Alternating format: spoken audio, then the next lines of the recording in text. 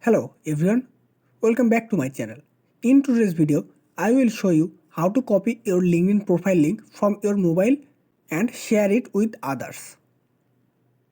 This is an essential skill for networking, applying for job or building professional connections. If you are new to my channel, don't forget to subscribe. Let's get started. Step-by-step guide to copy your LinkedIn profile link on mobile. Open LinkedIn app. Launch the LinkedIn app on your phone and go to the home page. Access your profile. Tap on your profile picture located at the top left corner on the screen.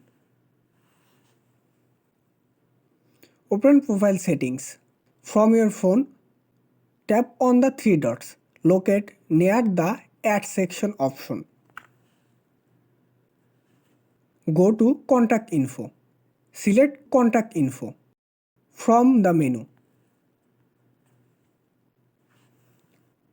Copy your profile link.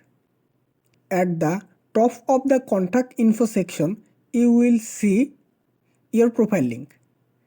Tap on it and click Copy to copy your LinkedIn profile link.